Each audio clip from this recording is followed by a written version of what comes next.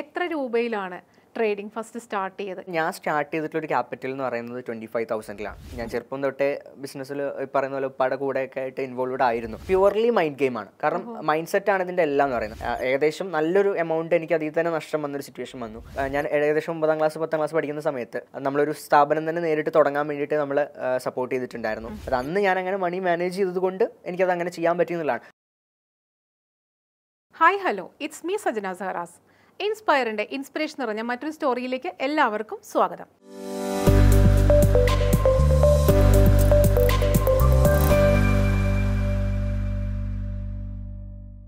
ഇന്ന് നമ്മളോടൊപ്പമുള്ള ഒരു വ്യക്തി എന്ന് പറയുന്നത് പുലിയല്ല, പുപ്പുലിയാണ്. കാരണം എന്താണെന്നറിയോ? 16 വയസ്സിൽ ട്രേഡിംഗ് സ്റ്റാർട്ട് ചെയ്ത് 21 വയസ്സിൽ പ്രൊഫഷണൽ ട്രേഡർ ആവുക മാത്രമല്ല മറ്റധികം ബിസിനസ് ചെയ്ത് ഒരു സക്സസ്ഫുൾ ബിസിനസ്സായി മാറിയിട്ടുള്ള ഷിബ്ലി റഹ്മാനാണ് ഇന്ന് നമ്മോടൊപ്പം ഉള്ളത്. അപ്പോൾ നിങ്ങൾക്ക് എല്ലാവർക്കും അറിയാം, ട്രേഡിംഗ് എന്ന് പറഞ്ഞിട്ടുണ്ടെങ്കിൽ കൈതൊട്ടാ പൊള്ളും. അങ്ങനെ കൈതൊട്ടാ പൊള്ളി നിൽക്കുന്ന ആളാണോ അല്ലെങ്കിൽ പൊളി ട്രേഡർ ആണോ നമുക്ക് മനസ്സിലാക്കാനായിട്ട് ഷിബ്ലിയുടെ വിശേഷങ്ങളിലേക്ക് നമുക്ക് പോകാം. ഇന്നത്തെ ഇൻസ്പയറിംഗ് സ്റ്റോറി ഷിബ്ലി റഹ്മാൻ്റെതാണ്. So Shibli Rahman, welcome to the show. Thank you. അപ്പോൾ ഷിബ്ലി, ട്രേഡിംഗ് നമുക്ക് സ്റ്റാർട്ട് ചെയ്യാം. അതിന് മുന്നേ ആയിട്ട് ഷിബ്ലിയുടെ വിശേഷങ്ങൾ അറിയാനായിട്ട് വ്യൂവേഴ്സിന് താല്പര്യം ഉണ്ടാവും. ഷിബ്ലിയുടെ നാട് എവിടെയാണ്, ഫാമിലി, അത് വിശേഷങ്ങളൊക്കെ ഒന്ന് പറയാമോ? ഞാൻ തിരൂർക്കാരനാണ്, മലപ്പുറം. വീട്ടിൽ ഉപ്പ, ഉമ്മ, 3 താത്താര്, ഒരു അനിയൻ, അതാണ് വീട്ടിലൊക്കെ ഉള്ളത്. ആൻഡ് ഇവിടെ തിരൂരാണ് വീട് എന്നുണ്ടെങ്കിലും നമ്മൾ വർക്കും കാര്യങ്ങളൊക്കെ കൂടുതലുള്ളതും കൊച്ചി ബേസ് ചെയ്തിട്ടൊക്കെയാണ്. അപ്പോൾ നമുക്കിവിടെ കൊച്ചിയിലെ ഓഫീസുണ്ട്, അതുപോലെ തന്നെ തിരൂർ ഓഫീസുണ്ട്. അവിടെയും ഇവിടെയായിട്ടാണ് ബിസിനസ്സും കാര്യങ്ങളൊക്കെ റൺ ചെയ്തുകൊണ്ടിരിക്കുന്നത് നിലവിൽ. അപ്പോൾ അനിയനും ഇത്താത്തമാരൊക്കെ ഉള്ളിടത്ത് ഈ ഒരു 16 വയസ്സിൽ ട്രേഡിങ്ങിലേക്ക് വരിക അല്ലെങ്കിൽ സ്വന്തമായിട്ടൊരു ബിസിനസ്സിലേക്ക് വരിക എന്ന് പറഞ്ഞിട്ടുണ്ടെങ്കിൽ ഫാമിലി സപ്പോർട്ട് നന്നായിട്ട് വേണം അല്ലേ? അങ്ങനെ സപ്പോർട്ട് ഉണ്ടായിരുന്നോ ഫാമിലി? ഉണ്ടായിരുന്നു. എനിക്ക് ഉപ്പാക്ക് ട്രാവൽ ഏജൻസിയാണ്. ഉപ്പാക്ക് ഓൾറെഡി ബിസിനസ്സും കാര്യങ്ങളുള്ളതാണ്. ഞാൻ ചെറുപ്പം തൊട്ടേ ബിസിനസ്സിൽ പറയുന്ന പോലെ ഉപ്പാടെ കൂടെയൊക്കെ ആയിട്ട് ഇൻവോൾവ്ഡ് ആയിരുന്നു. വർക്ക് ചെയ്യുന്നുണ്ടായിരുന്നു ഉപ്പാൻ്റെ ഷോപ്പിൽ തന്നെ. അപ്പോൾ അതിൻ്റെ കൂടെ ആയിട്ട് നമ്മൾ ഓരോ കാര്യങ്ങൾ ഇങ്ങനെ ചെയ്ത് നോക്കുന്നതിൻ്റെ കൂട്ടത്തിലാണ് നമ്മൾ ട്രേഡിങ്ങിലോട്ടും വന്ന് ചേർന്നിട്ടുള്ളത്. അതിപ്പോൾ ഓരോ കാര്യങ്ങൾ ട്രൈ ഔട്ട് ചെയ്തു. അതിൽ നമുക്കൊരു ഇത് കിട്ടിയത് ട്രേഡിങ്ങിലാണ്. അപ്പോൾ അതിൽ നമ്മൾ സ്റ്റാർട്ട് ചെയ്ത സമയത്ത് കുറച്ച് പ്രശ്നങ്ങളൊക്കെ ഉണ്ടായിരുന്നെങ്കിലും നമ്മളത് പിന്നീട് റിക്കവർ ചെയ്ത് കൊണ്ടുവന്നു. പിന്നെ അതിൽ നിന്നാണ് സത്യം പറഞ്ഞാൽ ബാക്കിയുള്ള ബിസിനസ്സും കാര്യങ്ങളൊക്കെ ബിൽഡ് ചെയ്ത് വന്നത്. അപ്പോൾ ആ സമയത്ത് തന്നെ നമ്മൾ ഫാമിലിയുടെ നല്ല സപ്പോർട്ട് ഉണ്ടായിരുന്നു എന്ന് പറയാൻ കാരണം എന്ന് വെച്ച് കഴിഞ്ഞാൽ, ഞാൻ ഉപ്പാടെ ഷോപ്പിൽ വർക്ക് ചെയ്തിരുന്ന സമയത്ത് തന്നെ നമുക്ക് നമ്മുടെ തന്നെ സ്വന്തം ഒരു സ്ഥാപനം തുടങ്ങാനുള്ള സപ്പോർട്ടും കാര്യങ്ങളൊക്കെ ഉപ്പ തന്നിട്ടുണ്ടായിരുന്നു. ഞാൻ ആ സമയത്ത് ഒരു 2014 16 വയസ്സിലൊക്കെ അങ്ങനെ ഒരു ട്രേഡിങ്ങിലേക്കൊക്കെ പോവുക എന്ന് പറയുമ്പോൾ സ്റ്റഡീസിനെ കുറിച്ച് എന്തായാലും 16ാം വയസ്സിൽ ട്രേഡിങ്ങിലോട്ട് വരുന്നതിന് മുന്നേ ആക്ച്വലി എന്നെ അതിന് വേണ്ടി പ്രാപ്തനാക്കിയിരുന്നു എന്ന് പറയണം. കാരണം ഉപ്പാടെ സൈഡിൽ നിന്നാണെങ്കിലും ഞാൻ ഏകദേശം 9ാം ക്ലാസ് 10ാം ക്ലാസ് പഠിക്കുന്ന സമയത്ത് ഒരു 2014 ആയിരിക്കും നമ്മളൊരു സ്ഥാപനം തന്നെ നേരിട്ട് തുടങ്ങാൻ വേണ്ടിയിട്ട് നമ്മൾ സപ്പോർട്ട് ചെയ്തിട്ടുണ്ടായിരുന്നു. നമ്മളെ ഉപ്പാടെ ഓഫീസിൻ്റെ അടുത്ത് തന്നെ നമുക്കൊരു ഫോട്ടോസ്റ്റാറ്റ് പ്രിൻറ്റിങ് കാര്യങ്ങളൊക്കെ കൂടിയുള്ള ഒരു ഷോപ്പ് നമ്മൾ നേരിട്ട് തുടങ്ങി അതിൽ സ്റ്റാഫിനെ വെച്ചിട്ട് റൺ ചെയ്യുന്ന രീതിയിൽ നമ്മൾ അന്ന് തന്നെ ഒരു ബിസിനസ് ആക്കണം എന്നുള്ള രീതിയിലേക്ക് ഉപ്പ ട്രെയിൻ ചെയ്തിട്ടുണ്ടായിരുന്നു. അങ്ങനെ ഒരു സപ്പോർട്ട് ഉപ്പാൻ്റെ സൈഡിൽ നിന്ന് കിട്ടിയതുകൊണ്ടാണ് നമ്മൾക്ക് പിന്നീട് ഇതിലേക്കൊക്കെ ഇറങ്ങാനുള്ള ഒരു ധൈര്യം ഉണ്ടായതും. അപ്പോൾ 16ാം വയസ്സിലേക്ക് ട്രേഡിങ്ങിലോട്ട് വരുന്നതിന് മുന്നേ നമ്മൾ ആക്ച്വലി ഇതിനെക്കുറിച്ചൊക്കെ പഠിക്കുന്നുണ്ട്, മനസ്സിലാക്കുന്നുണ്ട്, അവിടെ നിന്ന് ഇവിടുന്നൊക്കെ കേട്ടറിയുന്നുണ്ട്. പിന്നെ നമുക്കിത് എന്തുകൊണ്ട് ചെയ്ത് നോക്കിക്കൂടാ എന്നുള്ളൊരു ഇതിലാണ് 16ാമത്തെ വയസ്സിൽ ഇത് സ്റ്റാർട്ട് ചെയ്യുന്നത്. അത് 16ാം വയസ്സിലാണ് ട്രേഡിങ്ങിൽ സ്റ്റാർട്ട് ചെയ്യുക എന്ന് പറയുമ്പോൾ നമുക്ക് ഒരുപാട് ലിമിറ്റേഷൻസ് ഉണ്ട്. ഈ പറഞ്ഞ പോലെ 18 വയസ്സാവണം, ബാങ്ക് അക്കൗണ്ട് വേണം, കാര്യങ്ങൾ അങ്ങനത്തെ ഒരുപാട് കാര്യങ്ങളുണ്ട്. അപ്പോൾ അന്നാണെങ്കിലും ഉപ്പാടെ ബാങ്ക് അക്കൗണ്ടും കാര്യങ്ങളൊക്കെ യൂസ് ചെയ്തിട്ടാണ് നമ്മൾ ചെയ്തിട്ടുണ്ടായിരുന്നത്. അപ്പോൾ അതിൻ്റെ ഒരു സപ്പോർട്ട്, ഫാമിലിയിൽ നിന്ന് കിട്ടിയിട്ടുള്ള സപ്പോർട്ട് എനിക്ക് കിട്ടിയിട്ടില്ലായിരുന്നു എന്നുണ്ടെങ്കിൽ എനിക്ക് ഒരിക്കലും ഇപ്പോൾ ഇവിടെ വന്നിരിക്കാനും സംസാരിക്കാനും അല്ലെങ്കിൽ ഇങ്ങനെ ബിൽഡ് ചെയ്യാനൊന്നും പറ്റില്ലായിരുന്നു. അതെ, തീർച്ചയായിട്ടും ആ ഒരു ഏജ് തന്നെയാണ് ഹൈലൈറ്റ്. അതായത് 16 വയസ്സിൽ സ്റ്റാർട്ട് ചെയ്ത് 21ലായപ്പോഴേക്കും ഒരു പ്രൊഫഷണൽ ട്രേഡർ ആവുന്നതാണ് ഒരിക്കലും എളുപ്പമല്ല. കാരണം ഇന്നത്തെ കാലത്ത് അല്ലെങ്കിൽ പണ്ട് കാലത്തായാലും ഒരുപാട് പേര് ട്രേഡിങ്ങിലേക്ക് വന്നിട്ടുണ്ട്. ഒരുപാട് പ്രായമായിട്ടുള്ള ആൾക്കാരുണ്ടാവും, അല്ലെങ്കിൽ മിഡ് ഏജിലുള്ളവരൊക്കെ ഉണ്ടെങ്കിലും അവർക്ക് ഏറ്റവും ബുദ്ധിമുട്ട് വരുന്നതിലേക്ക് ഒരു കണ്ടിന്യൂറ്റി കിട്ടുക എന്നുള്ളതാണ്. അപ്പോൾ എങ്ങനെയാണ് ഷിബ്ലി ഇത് കണ്ടിന്യൂസ് ആയിട്ട് ഒരു 21st ഏജ് വരെ എത്തിച്ച് അല്ലെങ്കിൽ അതിലൊരു പ്രൊഫഷണൽ ആയിട്ട് മാറിയത് എങ്ങനെയാണ്? ട്രേഡിങ്ങിൽ ആക്ച്വലി എനിക്ക് പ്രൊഫഷണൽ എന്ന് വിളിക്കുന്നതിനെക്കാട്ടിലും ഇഷ്ടം പ്രോഫിറ്റബിൾ എന്ന് വിളിക്കുന്നത് പറയാനാണ്. കാരണം ട്രേഡിങ്ങിൽ ആക്ച്വലി പ്രൊഫഷണൽ ട്രേഡർ എന്ന് പറയുന്നത് ഒരിക്കലും ഒരു 100% സ്റ്റേജ് അല്ല. അപ്പോൾ നമുക്ക് ഏത് പ്രൊഫഷൻ എടുത്ത് നോക്കുകയാണെന്നുണ്ടെങ്കിലും അവിടെ ഒരു സ്റ്റേജ് എത്തിക്കഴിയുമ്പോൾ ഓക്കെ, എല്ലാം ആ ഒരു സ്റ്റേജ്, ആ ഒരു കരിയറിൽ അല്ലെങ്കിൽ ആ ഒരു ലെവലിലുള്ള ആ ഒരു പ്രൊഫഷനിലുള്ള എല്ലാ കാര്യങ്ങളും അയാൾ അച്ചീവ് ചെയ്തു എന്ന് പറയുമ്പോൾ നമുക്കത് പ്രൊഫഷണൽ എന്ന് പറയാൻ പറ്റും. പക്ഷേ ട്രേഡിങ്ങിൽ അങ്ങനെയല്ല. ആക്ച്വലി ട്രേഡിങ്ങിൽ എപ്പോഴും കണ്ടിന്യൂസ് ലേണിംഗ് ആണ്. ഏതൊരാൾ ഇപ്പോൾ 10 വർഷത്തെ എക്സ്പീരിയൻസ് ഉള്ള ആളാണെന്നുണ്ടെങ്കിലും 5 വർഷത്തെ എക്സ്പീരിയൻസ് ഉള്ള ആളാണെന്നുണ്ടെങ്കിലും എത്ര വർഷത്തെ എക്സ്പീരിയൻസ് ആയിക്കോട്ടെ, അവർ പഠിച്ചുകൊണ്ടേ ഇരിക്കണം. അവരെപ്പോഴും പഠിച്ചുകൊണ്ടേ ഇരിക്കുകയാണെന്നുണ്ടെങ്കിലാണ് അവർക്ക് മാർക്കറ്റിൽ ലൈവായിട്ട് ഇരിക്കാൻ പറ്റുക, മാർക്കറ്റിൽ പ്രോഫിറ്റബിൾ ആയിട്ട് ഇരിക്കാൻ വേണ്ടി പറ്റുക.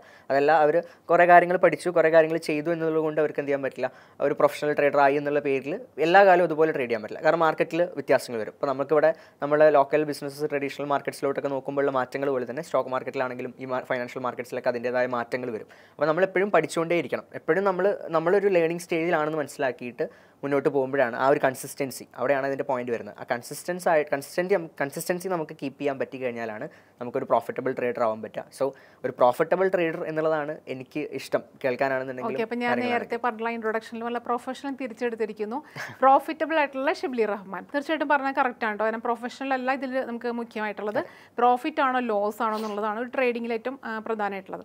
അപ്പോൾ പറഞ്ഞത് കറക്റ്റാണ്, പ്രോഫിറ്റബിൾ ട്രേഡർ ആയിട്ടുള്ള ഷിബ്ലി റഹ്മാൻ. ഓക്കെ, ഒറ്റ വാക്കിൽ ഇപ്പോൾ സന്ദേശം മൂവിലൊക്കെ പറയുന്നത് പോലെ സിമ്പിളായിട്ടൊന്ന് പറയാൻ പറ്റും ചോദിച്ചിട്ടുണ്ടെങ്കിൽ എന്താണ് ട്രേഡിംഗ്? ഇപ്പോൾ നമ്മൾ ട്രേഡിംഗ് ഈ സ്റ്റോക്ക് മാർക്കറ്റിലൊക്കെ പാർട്ടിസിപ്പേറ്റ് ചെയ്യുന്ന ആൾക്കാരായതുകൊണ്ട് സ്ഥിരമായിട്ട് ഫേസ് ചെയ്യുന്ന ഒരു ക്വസ്റ്റ്യൻ ആണ്.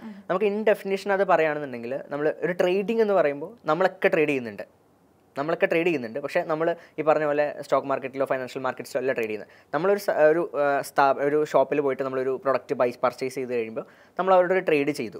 അത് അവിടെ ഒരു ബയ്യറും സെല്ലറും വന്നു, നമ്മളൊരു എന്തോ ആയിക്കോട്ടെ ഒരു പ്രൊഡക്റ്റ് നമ്മൾ ബൈ ചെയ്തു, അതിനൊരു വാല്യൂ നമ്മൾ കൊടുത്തു, അവിടെ ഒരു ട്രാൻസാക്ഷൻ നടന്നു. ഒരു സെല്ലറും ബയ്യറും തമ്മിൽ നടക്കുന്ന ഒരു ട്രാൻസാക്ഷൻ നമുക്കൊരു ട്രേഡ് എന്ന് പറയാൻ പറ്റും.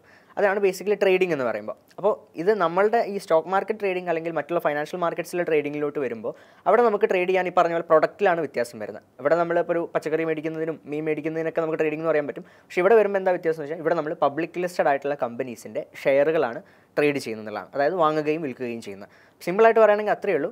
പബ്ലിക് ലിസ്റ്റഡ് ആയിട്ടുള്ള കമ്പനികൾ എന്ന് പറയുമ്പോൾ പ്രൈവറ്റ് കമ്പനികളായിരുന്നു. അവർ IPO ഇനീഷ്യൽ പബ്ലിക് ഓഫറിംഗ് പ്രോസസ്സറൊക്കെ ത്രൂ മാർക്കറ്റിൽ വന്ന് ലിസ്റ്റഡായി.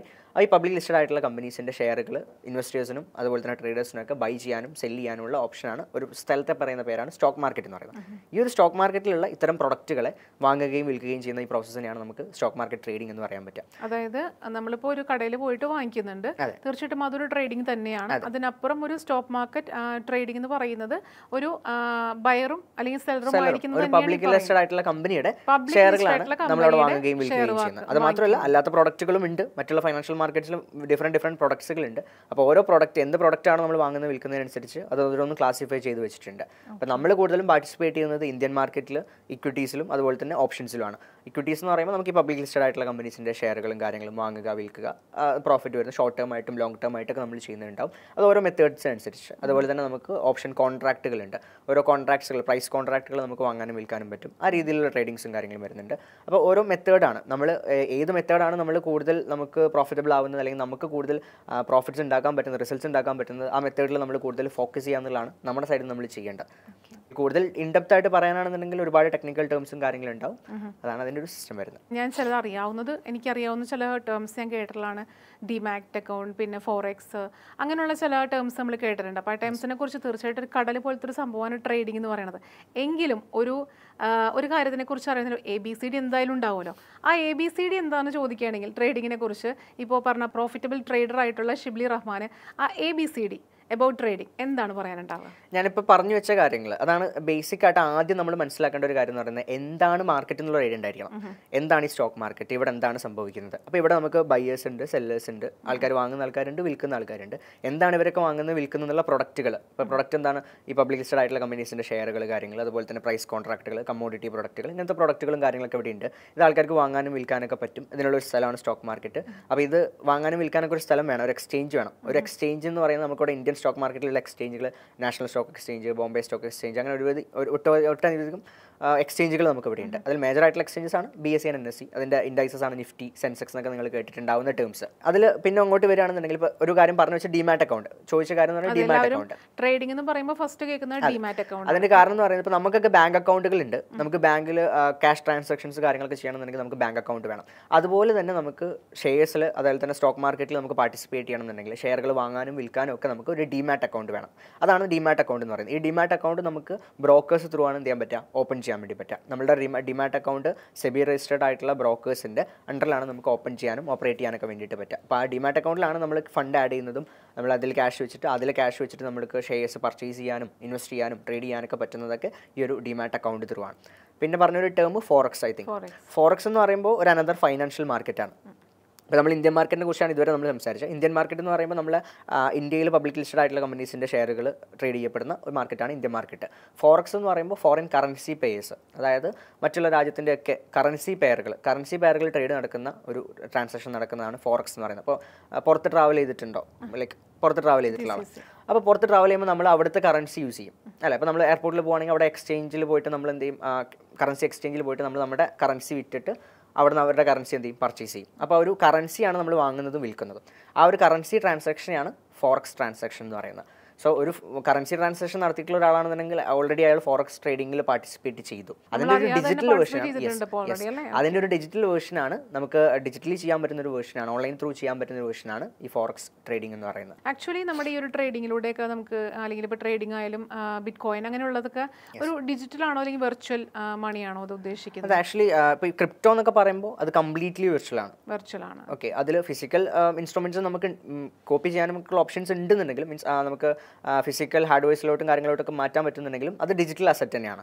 അതിന് നമുക്കൊരു ഫിസിക്കൽ സൈഡ് ഇല്ല. പക്ഷേ സ്റ്റോക്ക് മാർക്കറ്റിലോട്ട് ഇതിലോട്ടൊക്കെ വരുമ്പോൾ നമുക്ക് ഷെയർസ് എന്ന് പറയുമ്പോൾ പബ്ലിക് ലിസ്റ്റഡ് കമ്പനിയിൽ നമുക്കൊരു ഓണർഷിപ്പ് ഉണ്ട്, ഒരു പെർസെൻറ്റേജ് ഓണർഷിപ്പ് ഉണ്ട്, ഷെയർ ഹോൾഡിങ്സ് ഉണ്ട്.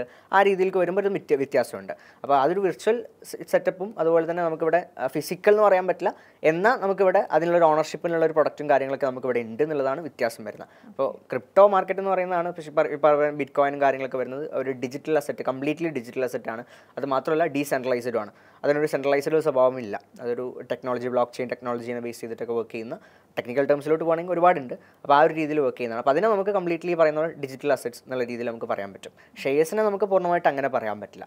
നേരത്തെ ഇത് ഫിസിക്കൽ അസറ്റ്സ് ആയിരുന്നു. നമുക്കിപ്പോൾ ഷെയറൊക്കെ പർച്ചേസ് ചെയ്യുന്ന സമയത്ത് ആദ്യ കാലങ്ങളിൽ നമുക്ക് ഫിസിക്കൽ ഡോക്യുമെൻ്റായിട്ട്, ഫിസിക്കൽ ഷെയർ ഡോക്യുമെൻ്റായിട്ട് നമുക്ക് പോസ്റ്റൽ വഴി നമുക്കൊരു ഷെയർ ഡോക്യുമെൻറ്റും കാര്യങ്ങളൊക്കെ വരുമായിരുന്നു. ഇപ്പോൾ അത് ഇപ്പോൾ ഡിജിറ്റലായിട്ട് നമ്മൾ ചെയ്യുന്നു എന്ന് മാത്രം. പക്ഷേ നടക്കുന്നത് ഫിസിക്കൽ ഓപ്പറേഷൻസ് അവിടെ നടക്കുന്നുണ്ടെന്നുള്ള. അപ്പം ട്രേഡിങ്ങിലേക്ക് നമ്മൾ കുറച്ചും കൂടെ കഴിഞ്ഞിട്ട് വരാം. അപ്പോൾ അതിന് മുന്നേ എനിക്ക് ചോദിക്കാനുള്ള കാരണം ഭയങ്കര ഒരു എക്സൈറ്റഡ് ആണ് കേട്ടോ എനിക്ക് ചോദിക്കാനായിട്ട്. ഈ ഒരു 16 വയസ്സ് തൊട്ട് 21 വയസ്സുള്ള കാലഘട്ടങ്ങൾക്കുള്ളിൽ ട്രേഡറായി എന്ന് മാത്രമല്ല പിന്നെയും വേറെ ബിസിനസ് സംരംഭങ്ങളിലേക്ക് വന്നിട്ടുണ്ട്. അതെന്തൊക്കെയാണ് ആ ബിസിനസ് സംരംഭങ്ങൾ? ഞാൻ ട്രേഡിംഗ് സ്റ്റാർട്ട് ചെയ്തതിന് ശേഷം ആദ്യം സ്റ്റാർട്ട് ചെയ്ത ബിസിനസ് എന്ന് പറയുന്നത് അസറ്റ് മാനേജ്മെൻറ്റ് കമ്പനിയാണ്, റോയൽ അസറ്റ്സ് ഇൻവെസ്റ്റ്മെൻറ്റ്സ് എന്ന് പറഞ്ഞിട്ട്. പിന്നെ നമ്മൾ സ്റ്റാർട്ട് ചെയ്തതാണ് നമ്മൾ അക്കാദമി. കാരണം എൻ്റെ അടുത്ത് ഇപ്പോൾ പറഞ്ഞ പോലെ ട്രേഡിംഗ് പഠിക്കാൻ വേണ്ടി കുറേ പേര് നമ്മളെടുത്ത് വരുന്ന ആൾക്കാരുണ്ട്. അപ്പോൾ അവർക്ക് ഒരു പ്രോപ്പർ എഡ്യൂക്കേഷൻ, നമ്മൾ പ്രോപ്പർ ഗൈഡൻസിൽ ഒരു പ്രോപ്പർ കമ്മ്യൂണിറ്റി ത്രൂ നമുക്ക് കൊടുക്കാൻ പറ്റുകയാണെന്നുണ്ടെങ്കിൽ അതിന് വേണ്ടിയിട്ടാണ് നമ്മൾ റോയൽ അക്കാദമി എന്ന് പറഞ്ഞിട്ട്, റോയൽ ട്രേഡേഴ്സ് അക്കാദമി എന്ന് പറഞ്ഞിട്ട് ഒരു ഫൈനാൻസ് ഇൻസ്റ്റിറ്റ്യൂഷൻ നമ്മൾ സ്റ്റാർട്ട് ചെയ്തത്. ആൻഡ് അത് കഴിഞ്ഞ് നമ്മൾ പിന്നെ ഒരു IT ഫേം സ്റ്റാർട്ട് ചെയ്തു, ആഷ്കോർപ്പ് IT സൊല്യൂഷൻസ് എന്ന് പറഞ്ഞിട്ട്. പിന്നെ അതുപോലെ തന്നെ ഒരു സോഷ്യൽ മീഡിയ മാർക്കറ്റിംഗ് ഏജൻസി ഇപ്പോൾ റൺ ചെയ്യുന്നുണ്ട്. പിന്നെ അതുപോലെ നമുക്ക് ഒരു ഓട്ടോമേറ്റഡ് ട്രേഡിംഗ് സോഫ്റ്റ്വെയർ കാര്യങ്ങളുണ്ട്. പിന്നെ അതുപോലെ തന്നെ ഒരു ഇ-കൊമേഴ്സ് പ്ലാറ്റ്ഫോമും ഇപ്പോൾ നമ്മൾ റൺ ചെയ്യുന്നുണ്ട്. റോയൽ അസറ്റ്സ് ആൻഡ് ഇൻവെസ്റ്റ്മെന്റ്സിന്റെ കീഴിലാണ് ഈ ഒരു പാരന്റ് കമ്പനി എന്ന് പറയുമ്പോൾ ഗ്രൂപ്പ് ഓഫ് കമ്പനീസ് എന്നുള്ള രീതിയിലാണ് നമ്മളിത് റൺ ചെയ്ത് പോകുന്നത്. അപ്പോൾ നമുക്ക് ഈ അസറ്റ് മാനേജ്മെന്റ് എന്ന് പറയുമ്പോഴും നമ്മൾ ബിസിനസ്സസ് ആണ് നമ്മളിവിടെ റൺ ചെയ്യുന്നത്. ആ ബിസിനസ്സിലേക്കാണ് നമ്മൾ കൂടുതൽ ഫോക്കസ് ചെയ്യുന്നത്. ഇപ്പം സ്റ്റിൽ ഞാൻ പറയുകയാണെന്നുണ്ടെങ്കിൽ ട്രേഡിംഗ് എന്ന് പറയുന്നത് എനിക്ക് എൻ്റെ ഒരു ഇൻകം സോഴ്സ് മാത്രമായിട്ടാണ് ഞാൻ കാണുന്നത്. അപ്പോൾ ആ ഒരു ഇൻകം സോഴ്സ് അവിടെ നമുക്ക് മെയിൻറ്റെയിൻ ചെയ്ത് പോകാൻ പറ്റും. ആൻഡ് ബാക്കിയുള്ള ബിസിനസ്സും നമ്മൾ അതിൻ്റെ കൂടെ പാരലായിട്ട് റൺ ചെയ്ത് പോകുന്നില്ല. നമ്മൾ നോക്കുന്ന സമയത്ത് ട്രേഡിംഗ് ആണ് എനിക്ക് ഏറ്റവും കൂടുതൽ റിവാർഡ്സും കാര്യങ്ങളും തരുന്നതെന്നുണ്ടെങ്കിലും നമുക്ക് എപ്പോഴും ഒരു ഡൈവേഴ്സിഫിക്കേഷൻ ആവശ്യമാണ്. അപ്പോൾ അവിടെ ഈ പറയുന്ന പോലെ ട്രേഡിംഗ് മാത്രമല്ല, നമുക്ക് അതിൻ്റെ കൂടെ ബിസിനസ്സും കാര്യങ്ങളൊക്കെ ബിൽഡ് ചെയ്ത് കൊണ്ടുവരാൻ പറ്റി എന്നുള്ളതും കൂടിയാണ് ആ ഒരു ടൈമിൽ നമുക്ക് ട്രേഡിംഗിൽ നിന്നാണ് നമ്മൾ ഇതിനൊക്കെ കണ്ടെത്തിയതെങ്കിലും ബിസിനസ്സസ് നമുക്ക് ബിൽഡ് ചെയ്തുകൊണ്ടാണ് ഏത് സമയത്തും നമുക്കിത് മെയിൻറ്റെയിൻ ചെയ്ത് കൊണ്ടുപോകാൻ വേണ്ടി പറ്റുന്നത്. ഇത് ആക്ച്വലി വ്യൂവേഴ്സ് കേൾക്കാൻ വേണ്ടി ഞാൻ പറയാട്ടെ, ഞാനിപ്പം സംസാരിച്ചുകൊണ്ടിരിക്കുകയാണെങ്കിലും എനിക്ക് ഭയങ്കര എക്സൈറ്റഡ് എനിക്ക് ഫീൽ ചെയ്യുന്നുണ്ട്. കാരണം ഈ ഒരു ഏജിലുള്ള മിക്ക ചെറുപ്പക്കാരും ചിലപ്പം കോളേജ് ലൈഫ് അടിച്ചു പൊളിക്കാനും അല്ലെങ്കിൽ ഫ്രണ്ട്സിനായിട്ട് അടിച്ചു പൊളിക്കാനൊക്കെ ഉള്ളൊരു സമയം കണ്ടെത്തുന്ന സമയങ്ങളിൽ ഇദ്ദേഹം ചെയ്തിരിക്കുന്നത് ഒരു സംരംഭം ഉണ്ടാക്കുക, അല്ലെങ്കിൽ അതിൽ നിന്ന് വീണ്ടും വീണ്ടും സംരംഭങ്ങൾ ഉണ്ടാക്കുക, ഒരു ട്രേഡർ ആവുക എന്നുള്ളതൊക്കെ ഒരു ചെറിയ കാര്യമല്ല. It's a big thing, it's a great thing. So അതിനൊരു അപ്ലോസ് എന്തായാലും തീർച്ചയായിട്ടും ഉണ്ട് കേട്ടോ ഷിബ്ലി റഹ്മാൻ. അപ്പോൾ ഷിബ്ലി റഹ്മാൻ്റെ ഒരു സംരംഭം എന്ന് പറയുന്നത് റോയൽ അസറ്റ്സ് ആൻഡ് ഇൻവെസ്റ്റ്മെൻറ്റ്സ് ആണ്. അതിൻ്റെ താഴെയുള്ള കുറച്ച് സംരംഭങ്ങളും കൂടി ഉണ്ടെന്നുള്ളതിനെ കുറിച്ചൊക്കെ സംസാരിച്ചു. ഇതിൻ്റെ എല്ലാം ഉടമ ഷിബ്ലി റഹ്മാൻ മാത്രമാണോ? കറന്റ് ഞാൻ മാത്രമല്ല, നമുക്കിപ്പോൾ എല്ലാം കൂടെ ഒരുമിച്ച് മാനേജ് ചെയ്യാന്ന് പറയുന്നത് പോസിബിൾ ആയിട്ടുള്ള കാര്യമല്ല. ഇപ്പോൾ ബിസിനസ് ചെയ്യുമ്പോൾ നമ്മളെ സംബന്ധിച്ചിടത്തോളം പ്രത്യേകിച്ച് ഇത് ഓരോ മേഖല ആയതുകൊണ്ട് തന്നെ, ഇപ്പോൾ ടെക് ആണെന്നുണ്ടെങ്കിൽ ടെക്കിൻ്റെ ഒരു സൈഡ് നമുക്ക് ഒരു ലിമിറ്റ് ഉണ്ട്. നമ്മളെ സംബന്ധിച്ചിടത്തോളം ഇപ്പോൾ പഠിച്ച് ചെയ്യാനാണെന്നുണ്ടെങ്കിലും ഒരു ലിമിറ്റ് ഉണ്ട്. അപ്പോൾ നമ്മൾ ചിലപ്പോൾ അത് പഠിച്ച് അത് ഫോക്കസ് ചെയ്യാൻ പോയി കഴിഞ്ഞാൽ നമ്മുടെ നിലവിലുള്ള ബിസിനസ്സിനെ അത് ബാധിക്കും, അങ്ങനത്തെ പ്രശ്നങ്ങളൊക്കെ സംഭവിക്കും. അപ്പോൾ അതുകൊണ്ട് തന്നെ നമുക്ക് എല്ലാം കൂടെ ഒരുമിച്ച് ഞാൻ തന്നെ എല്ലാം ചെയ്യാം എന്ന രീതിയിൽ നിന്ന് കഴിഞ്ഞാൽ ബിസിനസ് ഒരിക്കലും നമുക്ക് സക്സസ് ആയിട്ട് റൺ ചെയ്യാൻ പറ്റില്ല. അതുകൊണ്ട് തന്നെ നമുക്ക് ഇതിന് കോ-ഫൗണ്ടേഴ്സും കാര്യങ്ങളൊക്കെ ഉണ്ട്. അപ്പോൾ അവർ വെച്ചിട്ടാണ് നമ്മൾ ഇത് റൺ ചെയ്യുന്ന കാര്യങ്ങളൊക്കെ. അപ്പോൾ ഇതിൽ തന്നെ നമ്മൾ ഇൻവെസ്റ്ററായിട്ട് മാത്രം ഞാൻ നിൽക്കുന്ന ബിസിനസ്സസ് ഉണ്ട്. കംപ്ലീറ്റ് അവരാണ് റൺ ചെയ്യുന്നത്. നമ്മളൊരു ഗൈഡൻസ് മാത്രം അവർക്ക് അവിടെ ഉണ്ടായാൽ മതി. സൈലന്റ് പാർട്ട്ണർ എന്നുള്ള രീതിയിൽ. അതെ, സൈലന്റ് വാക്കിംഗ് മീൻസ് ആക്റ്റീവാണ്, പക്ഷെ എന്നാലും നമുക്ക് ഈ പറയുന്ന പോലെ നമ്മൾ തിരിഞ്ഞ് നോക്കേണ്ട ആവശ്യമില്ല. കംപ്ലീറ്റ് കാര്യങ്ങൾ അവർ നോക്കും. ആ രീതിയിലേക്ക് നമ്മൾ അവരെ ഇനീഷ്യലി തന്നെ ട്രെയിൻ ചെയ്ത് അവർ ആ ഒരു ലെവലിൽ നമ്മൾ സപ്പോർട്ട് ചെയ്ത് കൊണ്ടു കൊടുത്താൽ മതി. ആ ഒരു ലെവലിൽ നമ്മൾ മെയിൻറ്റെയിൻ ചെയ്താൽ മതി. അപ്പോൾ എത്ര സ്റ്റാഫ്സ് ഉണ്ട് ഇപ്പം?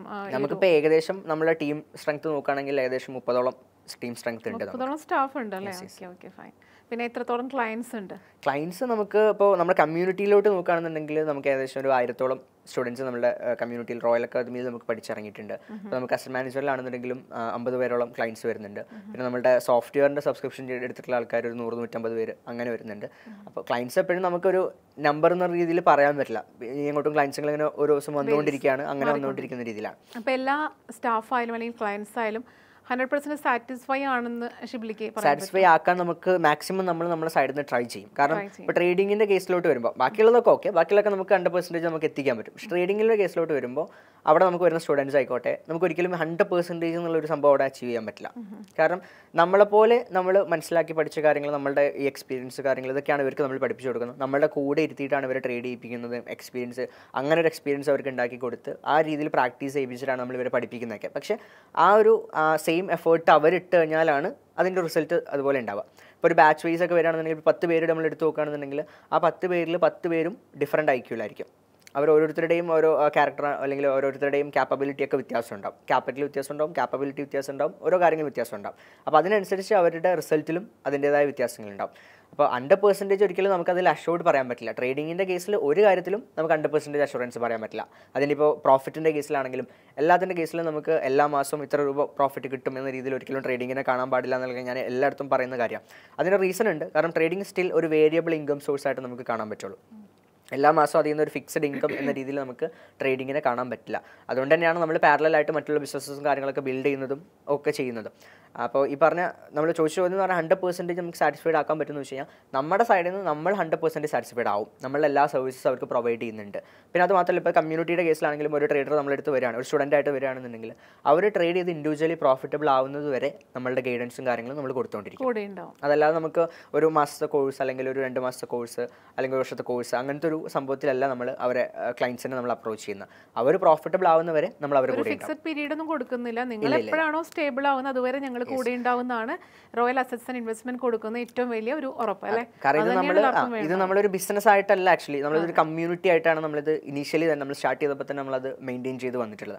സോ അത് നമ്മളെ ഒരു കുടുംബം എന്ന രീതിയിലാണ് നമ്മൾ ആ ഒരു കമ്മ്യൂണിറ്റിയെ കാണുന്നത്. അപ്പോൾ അത് നമ്മളെ കൂടെ വളർത്തിക്കൊണ്ടുവരിക, learn together, earn together, grow together എന്നുള്ളതാണ് നമ്മളവിടെ ഫോളോ ചെയ്യുന്നൊരു മെത്തേഡ് എന്ന് പറയുന്നത്.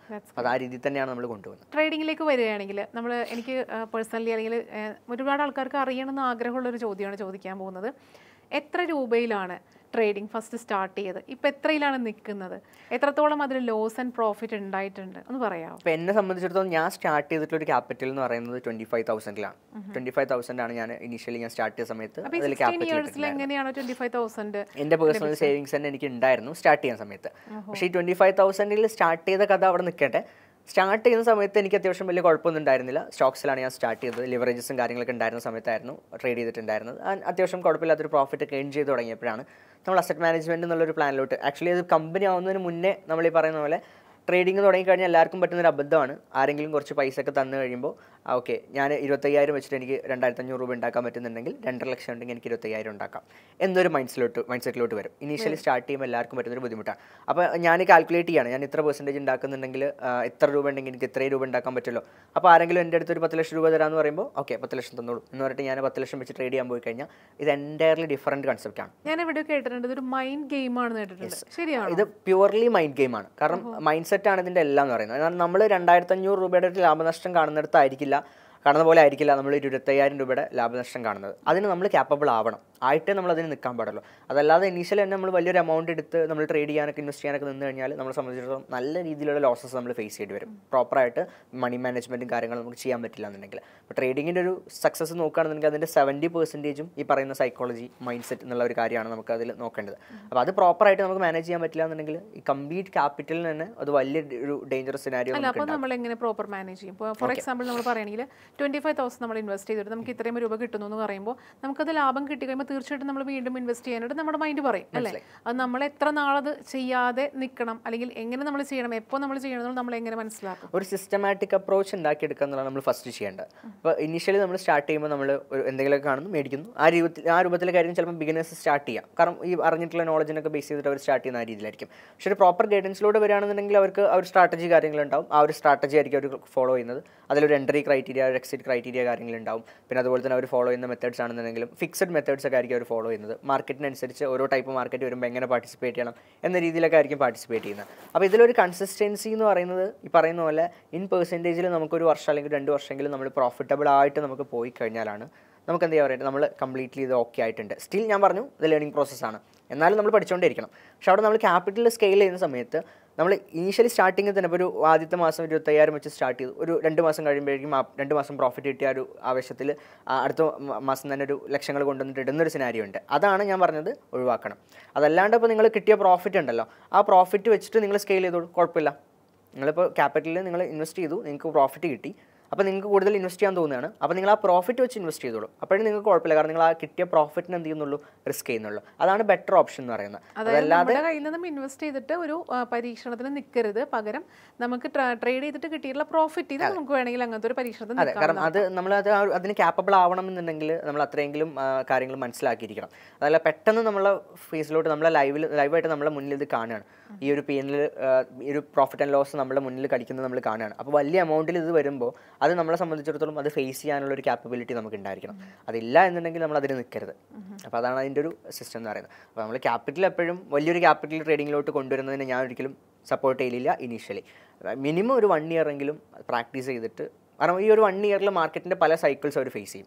കാരണം അവരൊരു മാസം 2 മാസം കാണുന്ന ഒരു മാർക്കറ്റ് ആയിരിക്കില്ല അടുത്ത മാസം അവർ കാണാൻ പോകുന്നത്. കാരണം ഇപ്പോൾ മാർക്കറ്റിൻ്റെ ടെക്നിക്കൽ ടേംസിലോട്ട് പോകുകയാണെന്നുണ്ടെങ്കിൽ വോളറ്റൈൽ ആയിട്ടുള്ള മാർക്കറ്റ്സ്, സ്ലോ ആയിട്ടുള്ള മാർക്കറ്റ്സ്, അങ്ങനെ പല രീതിയിലുള്ള പ്രൈസ് മൂവ്മെൻറ്റും ഫ്ലക്ച്വേഷൻസ് ഒക്കെ നമ്മൾ ഫേസ് ചെയ്യേണ്ടതായിട്ട് വരും. അപ്പോൾ അങ്ങനെ ഇവർ അപ്രോച്ച് ചെയ്യുന്ന മാർക്കറ്റിൽ ആ 2 മാസം ഒരു പ്രോഫിറ്റ് ഉണ്ടാക്കിയെന്ന് വിചാരിച്ചിട്ട് അടുത്ത 2-3 മാസം അങ്ങനെ ആയിരിക്കില്ല മാർക്കറ്റ്, ചിലപ്പോൾ എൻറ്റയർലി ഡിഫറൻറ്റ് ആയിരിക്കും. അപ്പോൾ ഇവർ വലിയൊരു ക്യാപിറ്റൽ കൊണ്ടുവന്നിട്ട് ഇവർ നേരത്തെ ചെയ്ത പോലെ ചെയ്യുമ്പോൾ ഇവർക്ക് ലോസ് ഫേസ് ചെയ്യേണ്ടി വരും.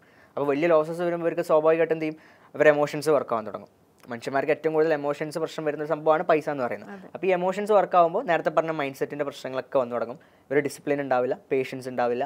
അപ്പോൾ അങ്ങനത്തെ പ്രശ്നങ്ങളൊക്കെ വരുമ്പോൾ സ്വാഭാവികമായിട്ടും ഒരു ട്രേഡ്സും കാര്യങ്ങളും കുളമാക്കാൻ തുടങ്ങും. അപ്പോൾ ഓവർ ട്രേഡ് ചെയ്യും, റിവെഞ്ച് ട്രേഡ് ചെയ്യും, പ്രോപ്പറായിട്ടുള്ള loss criteria, stop loss criteria കാര്യങ്ങളൊന്നും വെക്കാണ്ട് ട്രേഡ് ചെയ്യും. അപ്പോൾ അങ്ങനത്തെ സിറ്റുവേഷൻസ് ഒക്കെ വരുമ്പോൾ സ്വാഭാവികമായിട്ട് ഇവർ എന്ത് ചെയ്യും, വലിയ നഷ്ടങ്ങളിലോട്ട് അത് എത്തിക്കും. അപ്പോൾ ആ നഷ്ടങ്ങൾ പിന്നെ റിക്കവർ ചെയ്യാൻ വേണ്ടിയിട്ട് അവർ ഓവർ ട്രേഡ് ചെയ്യുകയും റിവെഞ്ച് ട്രേഡ് ഒക്കെ ചെയ്ത് കഴിഞ്ഞാൽ വലിയ നഷ്ടങ്ങൾ പിന്നെ ഉണ്ടാവുമെന്നല്ലാതെ അതിൽ നിന്ന് അവർക്ക് കയറി വരാൻ ബുദ്ധിമുട്ടാവും. അപ്പോൾ ഒരു സർവൈവലിന് അവർക്ക് വളരെയധികം ബുദ്ധിമുട്ട് ഫേസ് ചെയ്യേണ്ടി വരും. അപ്പോൾ അതിലോട്ട് പോകാതെ ചെറിയൊരു ക്യാപിറ്റലിൽ ബിൽഡ് ചെയ്ത് കൊണ്ടുവരിക എന്നുള്ളതാണ് ഏറ്റവും ബെസ്റ്റ് ഓപ്ഷൻ എന്ന് പറയുന്നത്. ട്രേഡിംഗ് പറഞ്ഞു 16 വയസ്സിൽ ചെയ്തപ്പോൾ തന്നെ 25,000 ആണ് ഇൻവെസ്റ്റ് ചെയ്തത്. അത് ആക്ച്വലി ലോസ് ആയിരുന്നു അതോ പ്രോഫിറ്റ് ആയിരുന്നു? 25,000 സ്റ്റാർട്ട് ചെയ്ത സമയത്ത് എനിക്ക് പ്രോഫിറ്റ് ആയിരുന്നു ആക്ച്വലി. അതുകൊണ്ടാണ് സത്യം പറഞ്ഞാൽ എൻ്റെ അടുത്ത് പറഞ്ഞ പോലെ എൻ്റെ ഫ്രണ്ട് സർക്കിളിൽ നിന്ന് തന്നെ ആൾക്കാർ വന്നിട്ട് ഇത്ര രൂപ ഞാൻ ട്രേഡ് ചെയ്യുന്നൊരു പൈസ ഉണ്ടാക്കുന്നുണ്ടെന്ന് കണ്ടപ്പോൾ ഈ പറഞ്ഞ പോലെ ഇത്ര രൂപ തരാം, നമുക്കും കുറച്ച് പ്രോഫിറ്റ് ഉണ്ടാക്കി തരുമോ എന്ന് ചോദിച്ചിട്ട് നമ്മളെടുത്ത് വന്നപ്പോൾ ഓക്കെ ഞാൻ കാൽക്കുലേറ്റ് ചെയ്തു, ഓക്കെ 25,000 ആണ്, എനിക്ക് ഇത്ര പ്രോഫിറ്റ് ഉണ്ടാക്കാൻ പറ്റുന്നുണ്ട്, അപ്പോൾ ഇത്ര രൂപ ഉണ്ടായി കഴിഞ്ഞാൽ എനിക്ക് ഇത്ര രൂപ ഉണ്ടാക്കാൻ പറ്റും, ഇവർക്ക് ഇത്ര കൊടുത്താൽ മതി. നമ്മൾ സിമ്പിളായിട്ട് കാൽക്കുലേറ്റ് ചെയ്തു. പക്ഷേ മാർക്കറ്റിലോട്ട് വന്നപ്പോൾ അങ്ങനെയല്ല. നമ്മൾ ആ പൈസ വന്ന ആ പൈസയും വെച്ച് നമ്മൾ ട്രേഡ് ചെയ്ത് തുടങ്ങുമ്പോൾ നേരത്തെ ഉണ്ടായിരുന്ന പോലെ നമുക്ക് ട്രേഡ്സോ കാര്യങ്ങളൊന്നും മാനേജ് ചെയ്യാൻ പറ്റുന്നില്ല. എൻറ്റയർലി ഡിഫറൻ്റ് ആയി. അപ്പോൾ അങ്ങനെ വന്നു കഴിഞ്ഞപ്പോൾ നമ്മളെ സംബന്ധിച്ചിടത്തോളം അത് മാനേജ് ചെയ്യാൻ ബുദ്ധിമുട്ട് വന്നപ്പോൾ നമുക്ക് ലോസസ് ഫേസ് ചെയ്യേണ്ട സിറ്റുവേഷൻസ് വന്നു. എനിക്ക് ട്രേഡിങ്ങിലോട്ട് സ്റ്റാർട്ട് ചെയ്തതിൽ എനിക്ക് വലിയൊരു ക്രൈസിസ് ഫേസ് ചെയ്യേണ്ട ടൈം എന്ന് പറയുന്നതാണ്. ഏകദേശം നല്ലൊരു എമൗണ്ട് എനിക്ക് അതിൽ തന്നെ നഷ്ടം വന്നൊരു സിറ്റുവേഷൻ വന്നു. അതിൽ നിന്ന് പിന്നെ ഞാൻ റിക്കവർ ചെയ്യാൻ വേണ്ടിയിട്ട് നിലവിലെ ഫണ്ട്സ് ഞാൻ ഭാഗ്യത്തിനെന്ന് വേണമെങ്കിൽ ഞാൻ പറയാം. കാരണം ഞാനത് വലിയ സംഭവമായിട്ട് ഞാൻ അങ്ങനെ പ്ലാൻ ചെയ്ത് വെച്ചു എന്നൊന്നും ഞാൻ പറയത്തില്ല. കാരണം അതെന്ന് എനിക്ക് അതിൻ്റെ ഒരു ഹാഫ് ക്യാപിറ്റൽ മാത്രമേ എന്നെ സംബന്ധിച്ചിടത്തോളം അത്യാവശ്യം നല്ല പ്രോഫിറ്റ്സ് ഉണ്ടാക്കാൻ ആ ഹാഫ് ക്യാപിറ്റൽ മതി എന്നുള്ളത് കൊണ്ട് ഞാൻ അത് മാത്രമേ എടുത്തിട്ടുണ്ടായിരുന്നുള്ളൂ. ബാക്കി ഹാഫ് ക്യാപിറ്റൽ ഞാനന്ന് സേഫ് ആക്കിയിട്ടുണ്ടായിരുന്നു. അത് അന്ന് ഞാൻ അങ്ങനെ മണി മാനേജ് ചെയ്തത് കൊണ്ട് എനിക്കത് അങ്ങനെ ചെയ്യാൻ പറ്റിയെന്നുള്ളതാണ്. പക്ഷേ ആ ഒരു ബാക്കി ക്യാപിറ്റലിൽ പിന്നെ ഞാൻ ഒരു ബ്രേക്ക് എടുത്ത്, കാരണം ലോസസ് ഫേസ് ചെയ്തപ്പോൾ ഞാനൊരു ബ്രേക്ക് എടുത്ത് പിന്നീട് കാര്യങ്ങളൊക്കെ പഠിച്ച് ഒന്നും കൂടി എന്താണ് ഇവിടെ എൻ്റെ പ്രോബ്ലം, ഇപ്പോൾ ഈ ഒരു ലോസ് വന്നതിൽ നിന്ന് എനിക്ക് എന്തുകൊണ്ടാണ് എനിക്ക് ലോസ് വന്നത് എന്ന് പഠിക്കാൻ ശ്രമിച്ചു. ആ ലോസ് ഇനി ആവർത്തിക്കാണ്ടിരിക്കാൻ എന്ത് ചെയ്യണം എന്നുള്ളത് നോക്കി. എന്നിട്ടാണ് ഞാൻ പിന്നെ റീസ്റ്റാർട്ട് ചെയ്യുന്നത്. ആൻഡ് റീസ്റ്റാർട്ട് ചെയ്ത സമയത്ത് വീണ്ടും ഞാൻ ചെറിയ ക്യാപിറ്റലിൽ നിന്നാണ് സ്റ്റാർട്ട് ചെയ്തത്. എന്നിട്ട് മെല്ലെ മെയിൻറ്റെയിൻ ചെയ്ത് കൊണ്ടുവരാണ്. അപ്പോൾ ഞാൻ പഠിച്ചൊരു പാടാണ് ഈ പറയുന്ന കാര്യം. ഞാനിപ്പോൾ ഇതുവരെ പറഞ്ഞ കാര്യം എന്ന് പറയുന്നത് വലിയൊരു ക്യാപിറ്റൽ വന്നു കഴിഞ്ഞാൽ കുറേ പ്രോഫിറ്റ് ഉണ്ടാക്കാം എന്നുള്ളൊരു അപ്രോച്ച് മാർക്കറ്റിൽ ഒരിക്കലും എടുക്കരുത്. ഓക്കെ, ഇനി എന്താണ് ഇതിൽ നിന്നും അച്ചീവ്മെൻറ്റ്സ് അല്ലെങ്കിൽ അവാർഡ്സ് കിട്ടിയിരിക്കുന്നത്? ഇപ്പോൾ ഇത് മാത്രമല്ല, ട്രേഡിംഗ് മാത്രമല്ല, അല്ലാതെ ബിസിനസ് സംരംഭങ്ങൾ തുടങ്ങിയപ്പോഴായാലും അച്ചീവ്മെൻറ്റ്സും അവാർഡ്സും കിട്ടിയിട്ടുണ്ടാവുമല്ലോ. എന്തൊക്കെയാണ് ഷിബ്ലി റഹ്മാൻ അങ്ങനെ നേടാൻ സാധിച്ചിട്ടുള്ളത്? എനിക്കിപ്പോൾ 2023 യങ് ഓൺട്രപ്രണർ കേരള എന്ന് പറഞ്ഞിട്ടുള്ള ഒരു അവാർഡ് കിട്ടിയിട്ടുണ്ടായിരുന്നു. അത് ഈ പറഞ്ഞ പോലെ തന്നെ നമ്മുടെ സ്റ്റേറ്റ് മിനിസ്റ്ററിൽ നിന്നാണ് കിട്ടിയിട്ടുണ്ടായിരുന്നത്. കിട്ടിയിട്ടുണ്ടായിരുന്നു. ആൻഡ് അതുപോലെ സെൻട്രൽ മിനിസ്റ്ററിൽ നിന്ന് ഡൽഹിയിൽ വെച്ചിട്ട് ഒരു ഇവൻറ്റിൽ എക്സലൻറ്റ് ഓണ്ടർപ്രണർ എന്നുള്ള യങ് ഓണ്ടർപ്രണർ എന്നുള്ള ഒരു അവാർഡ് കിട്ടിയിട്ടുണ്ടായിരുന്നു. ആൻഡ് എനിക്ക് എൻ്റെ ഒരു അച്ചീവ്മെൻറ്റിൽ ഏറ്റവും കൂടുതൽ മീൻസ് ഹാപ്പി ആയിട്ടുള്ള ഒരു അച്ചീവ്മെൻറ്റ് പറയുകയാണെന്നുണ്ടെങ്കിൽ India book of records achieve ചെയ്യാൻ പറ്റുന്നതാണ്. അത് ഈ പറഞ്ഞ പോലെ തന്നെ ഏജ് ആയിരുന്നു ഒരു കൺസിഡറേഷൻ എന്ന് പറയുന്നത്. ഈ ഒരു ഏജിൽ നമ്മൾ ഫൈനാൻസ് മേഖലയിൽ ഒരു ബിസിനസ് ബിൽഡ് ചെയ്ത് കൊണ്ടുവന്നു, ഇത്രയും സ്റ്റുഡൻസിനെ നമ്മൾ പഠിപ്പിച്ചു എന്നുള്ള കാര്യങ്ങളൊക്കെ ബേസ് ചെയ്തിട്ടാണ് നമുക്ക് ആ ഒരു ഇന്ത്യ ബുക്ക് ഓഫ് റെക്കോർഡ്സ് അച്ചീവ്മെൻറ്റും കാര്യങ്ങളും കിട്ടിയിട്ടുണ്ടായിരുന്നത്. അതാണ് എനിക്ക് പറയാവുന്ന അത്രയും വലിയ അച്ചീവ്മെൻറ്റ്. അതല്ലാണ്ട് കുറേ ആർട്ടിക്കിൾസും കാര്യങ്ങളും പിന്നെ ചെറിയ ചെറിയ വേദികളിൽ നമുക്ക് സംസാരിക്കാൻ, ഒരുപാട് വേദികളിൽ സംസാരിക്കാൻ പറ്റിയിട്ടുണ്ട്. കോർപ്പറേറ്റ് വേദികളിലും കോളേജുകളിലും കാര്യങ്ങളിലും സംസാരിക്കാൻ പറ്റിയിട്ടുണ്ട്. ഒരുപാട് സ്റ്റുഡൻസുമായിട്ട് ഇൻട്രാക്ട് ചെയ്യാൻ പറ്റിയിട്ടുണ്ട്. പിന്നെ അതുപോലെ പല സ്ഥലങ്ങളിലും ഈ റെക്കഗ്നൈസേഷൻ കിട്ടിയിട്ടുണ്ട്. പിന്നെ അതുപോലെ നമുക്ക് ആർട്ടിക്കിൾസ്, ന്യൂസ് കാര്യങ്ങൾ മീഡിയാസിലാണെന്നുണ്ടെങ്കിലൊക്കെ നമ്മുടെ പ്രൊഫൈൽസും കാര്യങ്ങളും വന്നിട്ടുണ്ട്. അപ്പോൾ അതൊക്കെ ഒരു വലിയ അച്ചീവ്മെൻ്റ് ആണ്. തീർച്ചയായിട്ടും ഇത്രയും അവാർഡ്സും അച്ചീവ്മെന്റ്സും കിട്ടിയെന്ന് പറയാൻ പറ്റുന്നത് തന്നെ ഒരു വലിയ നേട്ടമാണ് അല്ലേ? അതും ഈ ഒരു ഏജിൽ പറയാൻ പറ്റുക പറഞ്ഞത് അത് it's a big thing, it's a great thing. ട്രേഡിങ്ങിൻ്റെ ഒരു ഭാഗത്തേക്ക് വരികയാണെങ്കിൽ പലപ്പോഴും ഞാൻ എവിടേക്കോ വായിച്ചു കേട്ടിട്ടുള്ളതാണ്, നിങ്ങൾ ഗോൾഡിൽ ഇൻവെസ്റ്റ് ചെയ്യണം, അല്ലെങ്കിൽ ഗ്യാസിൽ ഇൻവെസ്റ്റ് ചെയ്യണം, അല്ലെങ്കിൽ പെട്രോളിൽ ഇൻവെസ്റ്റ് ചെയ്യണം എന്നൊക്കെ ഉള്ളത് കേട്ടിട്ടുണ്ട്. അപ്പോൾ ഷിബ്ലി റഹ്മാൻ എന്തിലാണ് ഫസ്റ്റ് ഇൻവെസ്റ്റ് ചെയ്തത്?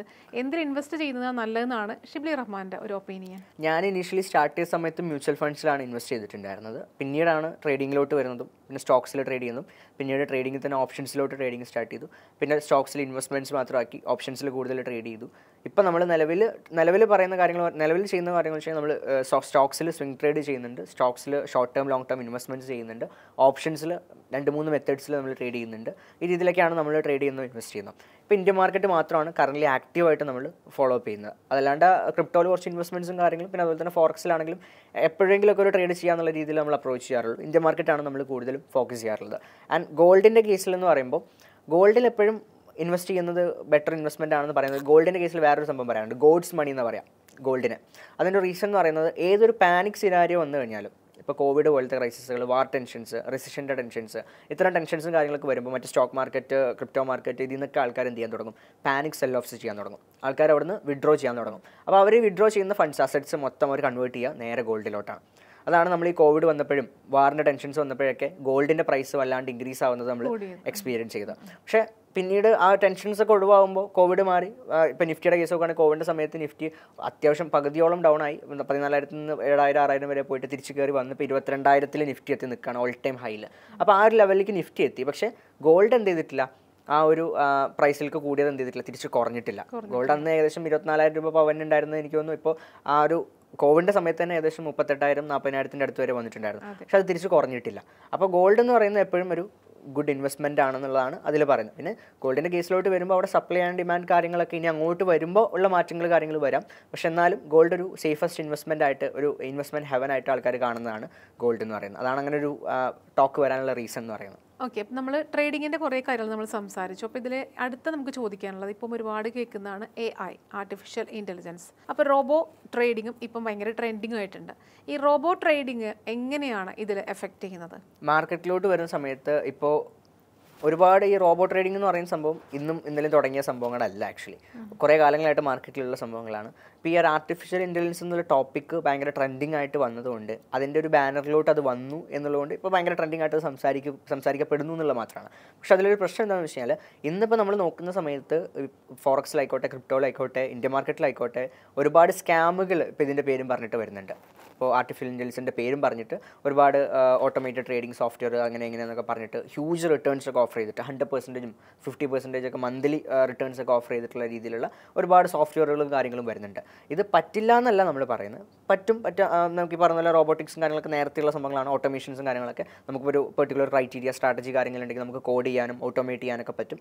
അത് നമ്മളെ സംബന്ധിച്ചിടത്തോളം അഡ്വാൻറ്റേജസ് എന്ന് പറയുന്നത്, നമുക്കിപ്പോൾ ഒരു ടൈം ഇല്ലാത്ത ഒരാളാണെന്നുണ്ടെങ്കിൽ നമുക്ക് ട്രേഡ്സും കാര്യങ്ങളും അങ്ങനെ ഓട്ടോമേറ്റ് ചെയ്യുകയാണെന്നുണ്ടെങ്കിൽ നമ്മൾ സ്ട്രാറ്റജീസ് കാര്യങ്ങൾ ബിൽഡ് ചെയ്തിട്ട് അവിടെ നമ്മളത് ഓട്ടോമേറ്റ് ചെയ്യുകയാണെന്നുണ്ടെങ്കിൽ നമ്മൾ ആക്റ്റീവായിട്ട് അവിടെ സിസ്റ്റത്തിന് മുന്നിൽ ഇരിക്കേണ്ട ആവശ്യമില്ല, ട്രേഡ് ചെയ്യേണ്ട ആവശ്യമില്ല. നമുക്ക് പാസീവ് ഇൻകം പോലെ ട്രേഡിങ്ങിനെ കൊണ്ടുപോകാൻ പറ്റുന്നതാണ്. പക്ഷേ അവിടെ ഒരു വെല്ലുവിളി എന്ന് പറയുന്ന മെയിൻ കാര്യം, നമുക്ക് ഈ ടെക്നിക്കൽ എറേഴ്സ് കാര്യങ്ങൾ വന്നു കഴിഞ്ഞാൽ നമ്മളുടെ പൈസയാണ് അവിടെ ട്രാൻസാക്ഷൻസ് ചെയ്യുന്നത്. അപ്പോൾ അവിടെ നമുക്ക് ടെക്നിക്കൽ എറേഴ്സ് കാരണം വലിയ വലിയ ലോസസ് ഫേസ് ചെയ്യുന്ന സിറ്റുവേഷൻസ് വരും, വലിയ ഡ്രോബാക്സ് ഫേസ് ചെയ്യുന്ന സിറ്റുവേഷൻസും വരും. അപ്പോൾ ഇവിടെ ഇത്തരം സോഫ്റ്റ്വെയറുകൾ കാര്യങ്ങൾ അപ്രോച്ച് ചെയ്യുന്ന സമയത്താണെങ്കിലും പലരുടെയും ഒരു തെറ്റിദ്ധാരണ എന്താണെന്ന് വെച്ച് കഴിഞ്ഞാൽ, AI ആയതുകൊണ്ട് അല്ലെങ്കിൽ റോബോട്ടിക്സ് ആയതുകൊണ്ട് അവിടെ ലോസേ വരത്തില്ല, പ്രോഫിറ്റ് മാത്രമേ വരുള്ളൂ എന്നുള്ള രീതിയിൽ അപ്രോച്ച് ചെയ്യുന്ന ആൾക്കാരുണ്ട്. അങ്ങനെയല്ല, അവിടെയും ലോസും വരും, അവിടെയും പ്രോഫിറ്റും വരും, റിസ്ക്കും റിവാർഡും അതിനനുസരിച്ചാണ് വരുന്നത്. അപ്പോൾ പ്രോപ്പർ മാനേജിങ് ആയിട്ടുള്ള സ്ട്രാറ്റജീസ് കാര്യങ്ങളാണെന്നുണ്ടെങ്കിൽ അറ്റ് ദ എൻഡ് നമ്മളൊരു ഇയറിലൊക്കെ നോക്കുകയാണെങ്കിൽ പ്രോഫിറ്റബിൾ ആയിട്ട് പോകും. അല്ലാതെ ഹ്യൂജ് റിട്ടേൺസ് ഓഫർ ചെയ്യുന്നത് കണ്ടു കഴിഞ്ഞാൽ തന്നെ നമുക്ക് മനസ്സിലാക്കാൻ പറ്റും ഇത് സ്കാം ആണ്, ഇത് കുറച്ച് കാലം കഴിയുമ്പോൾ അത് സ്കാം ആവാനുള്ള സാധ്യതയുണ്ട്. പിന്നെ അതുപോലെ തന്നെ ഇപ്പോൾ ഈ റീസെൻ്റ് ആയിട്ട് 1-2 പ്ലാറ്റ്ഫോമുകൾ നമ്മളങ്ങനെ കണ്ടിട്ടുണ്ടായിരുന്നു ഇപ്പോൾ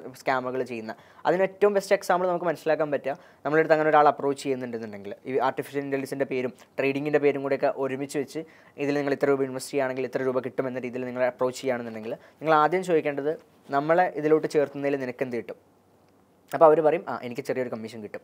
അപ്പോൾ ഈ റെഫറൽ സിസ്റ്റം ഇംപ്ലിമെൻറ്റ് ചെയ്യുന്ന ഏതൊരു പ്ലാറ്റ്ഫോം ട്രേഡിങ്ങിൽ കണ്ടാലും അത് ഫേക്ക് ആണ് അല്ലെങ്കിൽ സ്കാം ആണെന്നുള്ള രീതിയിൽ നമുക്ക് മനസ്സിലാക്കാൻ പറ്റും. കാരണം എന്താണെന്ന് വെച്ച് കഴിഞ്ഞാൽ ട്രേഡ് ചെയ്ത് അതിൽ നിന്ന് അവർക്ക് പൈസ ഉണ്ടാക്കാൻ പറ്റുന്നുണ്ടെന്നുണ്ടെങ്കിൽ, ഈ പറഞ്ഞ പോലെ റിട്ടേൺസ് അവർക്ക് ഉണ്ടാക്കാൻ പറ്റുന്നുണ്ടെങ്കിൽ അത് മൗത്ത് പബ്ലിസിറ്റി തന്നെ അത്യാവശ്യം ട്രെൻഡിങ് ആയിട്ട് പോകും. നമുക്കതൊരു മാർക്കറ്റിംഗ് ചെയ്യേണ്ട ആവശ്യമില്ല, അത് റെഫറൽ സിസ്റ്റം അതിൽ ഇംപ്ലിമെൻറ്റ് ചെയ്യേണ്ട ആവശ്യമില്ല.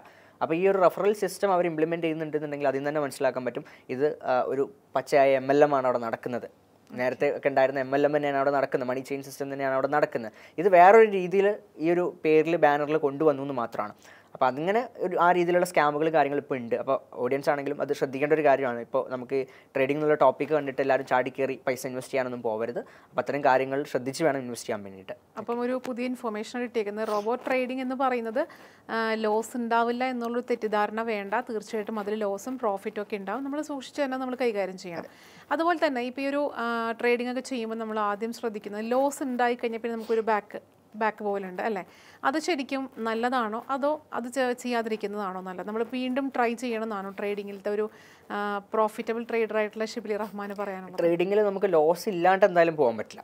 ഇത് part of the game, loss part of the ഗെയിമാണ്. നമുക്ക് ട്രേഡിങ്ങിൻ്റെ ഒരു പാർട്ടാണ് ലോസ് എന്ന് പറയുമ്പോൾ, അതെന്തായാലും വരും. അപ്പോൾ അത് നമുക്ക് എങ്ങനെ മാനേജ് ചെയ്യണം എന്നുള്ളതാണ് നമ്മൾ പഠിക്കേണ്ടത്. നമുക്ക് അഫോർഡബിൾ ആയിട്ടുള്ള ലോസസ് നമുക്ക് വരാൻ പാടുള്ളൂ. നമുക്ക് അഫോർഡബിൾ ആയിട്ടുള്ള ലോസസ് എന്ന് പറയുമ്പോൾ നമ്മളിപ്പോൾ ഒരു 1 ലക്ഷം രൂപ ക്യാപിറ്റൽ വെച്ച് നമ്മൾ ട്രേഡ് ചെയ്യുകയാണെന്നുണ്ടെങ്കിൽ അതിൽ നമുക്ക് അഫോർഡബിൾ ആയിട്ടുള്ള ലോസ് ആ 1 ലക്ഷം രൂപയിൽ നിന്ന് നമുക്ക് നഷ്ടപ്പെടുത്താൻ റിസ്ക് എടുക്കാൻ പറ്റുന്ന ഒരു എമൗണ്ട് എന്ന് പറയുമ്പോൾ ചിലപ്പോൾ 1000 രൂപയായിരിക്കും അല്ലെങ്കിൽ 2000 രൂപയായിരിക്കും. അതേ നമ്മൾ എടുക്കാൻ പാടുള്ള റിസ്ക്. അതിലപ്പുറത്തോട്ട് നമ്മൾ എന്ത് ചെയ്യാൻ പാടില്ല, റിസ്ക് എടുക്കാൻ പാടില്ല എന്നൊരു ഫിക്സഡ് ഒരു ക്രൈറ്റീരിയ നമ്മൾ വെച്ചിട്ട് അങ്ങനെയാണ് നമ്മൾ ലോസിനെ മാനേജ് ചെയ്യേണ്ടത്. റിസ്ക് മാനേജ്മെൻറ്റ് എന്നൊക്കെ നമ്മൾ പറയും, അങ്ങനെയാണ് നമ്മൾ മാനേജ് ചെയ്യേണ്ടത്. അതല്ലാണ്ട് വലിയ ലോസസ് നമുക്ക് ഫേസ് ചെയ്യേണ്ടി വന്നു കഴിഞ്ഞാൽ അവിടെ നമ്മൾ ബ്രേക്ക് എടുക്കണം.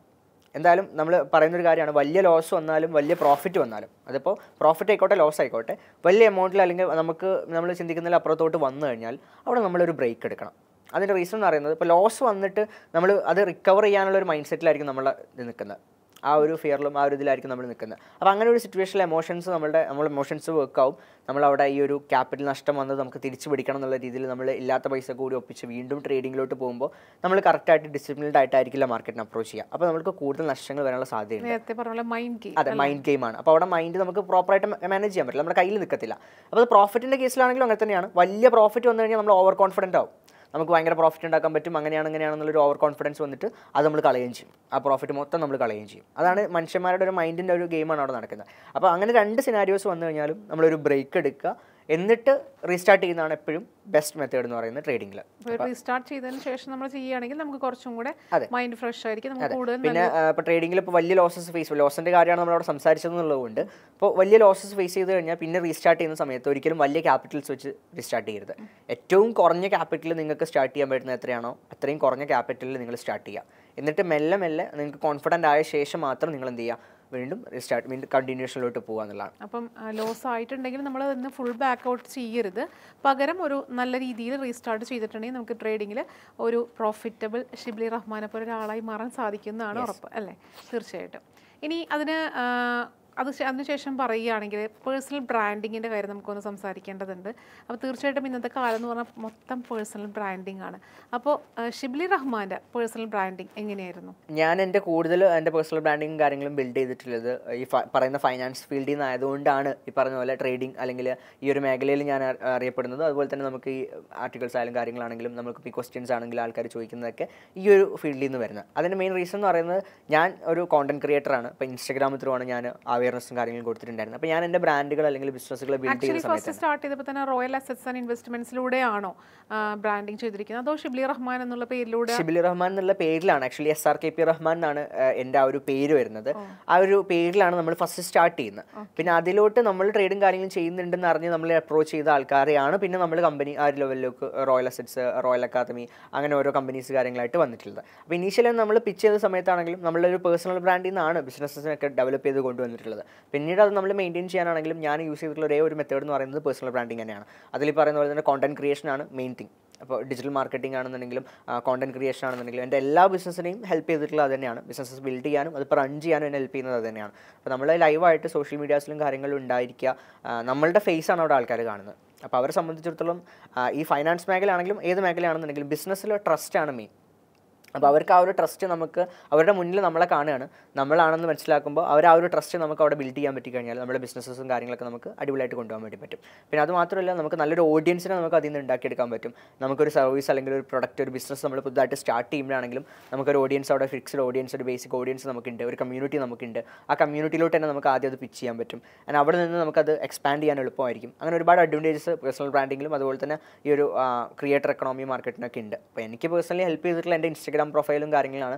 അതിൽ അത്യാവശ്യം പറഞ്ഞ പോലെ തന്നെ ഫോളോവേഴ്സും കാര്യങ്ങളൊക്കെ ഉണ്ടായി. അതുപോലെ തന്നെ കോണ്ടന്റും കാര്യങ്ങളും സ്ഥിരമായിട്ട് ചെയ്യുന്നുണ്ട്. അപ്പോൾ അതിൽ നിന്ന് കിട്ടുന്ന റീച്ചും ഓഡിയൻസും കാര്യങ്ങളൊക്കെ എൻ്റെ ബിസിനസ്സിനെ നല്ല രീതിയിൽ ബൂസ്റ്റ് ചെയ്തിട്ടുണ്ട്. അപ്പോൾ ബിസിനസ്സുകാർ അല്ലെങ്കിൽ ബിസിനസ് തുടങ്ങാൻ ആഗ്രഹിക്കുന്ന ആൾക്കാരുടെ അടുത്ത് പറയാനുള്ളതും എനിക്കതാണ്. നിങ്ങളിപ്പോൾ ബിസിനസ്സസ് ബിൽഡ് ചെയ്യുമ്പോൾ പഴയ പോലെയല്ല, ട്രഡീഷണൽ മാർക്കറ്റിംഗ് കാര്യങ്ങളൊന്നുമല്ല.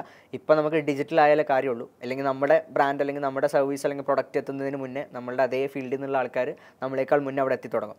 അപ്പോൾ അതിന് മുന്നേ നമ്മൾ ഈ പറഞ്ഞ പോലെ തന്നെ ഡിജിറ്റൽ മാർക്കറ്റിങ്ങും അതുപോലെ തന്നെ പേഴ്സണൽ ബ്രാൻഡിങ്ങും കാര്യങ്ങളൊക്കെ പഠിച്ച് ചെയ്യാൻ പറ്റുന്നവർ അങ്ങനെ ചെയ്യുക. അതല്ലാതെ മീൻസ് അതിനെക്കുറിച്ച് അതിന് ക്യാപ്പബിൾ ആയിട്ടുള്ള ആൾക്കാരല്ല എന്നുണ്ടെങ്കിൽ ആരെ കൊണ്ടാണോ ചെയ്യിപ്പിക്കാൻ പറ്റുക അവരെ കൊണ്ട് ചെയ്യിപ്പിക്കുക. ആ ഒരു സൈഡ് ഒന്ന് എക്സ്പ്ലോർ ചെയ്ത് നോക്കുക എന്നുള്ളതാണ്. അതായത് ട്രഡീഷണൽ മാർക്കറ്റിങ്ങിലേക്ക് മാത്രമേ നിൽക്കുള്ളൂ, ഡിജിറ്റൽ മാർക്കറ്റിങ്ങിലേക്ക് പോവില്ല, പേഴ്സണൽ ബ്രാൻഡിങ് ചെയ്യില്ല എന്ന് വാശി പിടിച്ച് നിൽക്കുന്ന ചില ഒരു ജനറേഷൻ ഉണ്ട്.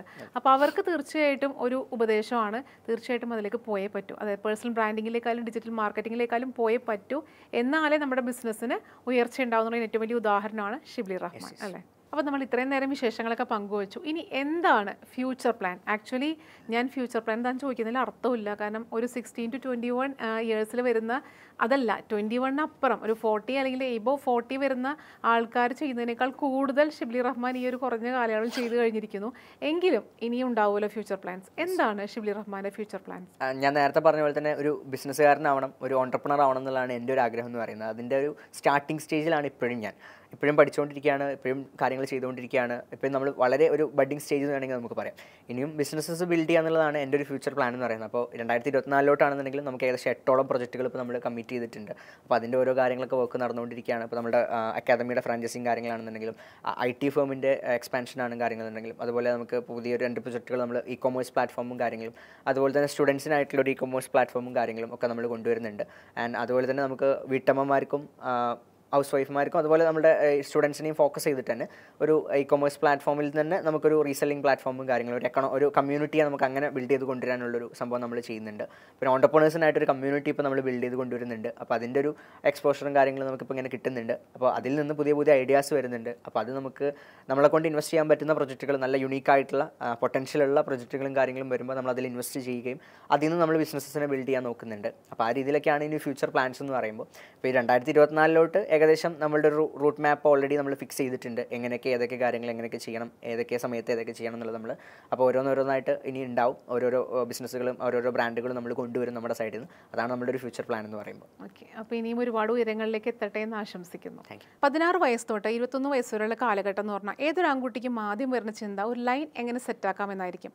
പക്ഷേ അതിനേക്കാളൊക്കെ ഉപരി ലൈനല്ല, ഒരു സംരംഭം എങ്ങനെ ഉണ്ടാക്കാം, ഒരു ബിസിനസ് എങ്ങനെ നടത്താം, കുറച്ച് പേർക്ക് എങ്ങനെ ജോലി കൊടുക്കാം, എങ്ങനെ മാതാപിതാക്കൾക്ക് സപ്പോർട്ടായി നിൽക്കാം എന്നെല്ലാം ചിന്തിക്കുന്നവർ വളരെ കുറവാണ്. പക്ഷേ അങ്ങനെ ചിന്തിച്ചിട്ടുള്ള ഒരാളാണ് ഷിബ്ലി റഹ്മാൻ.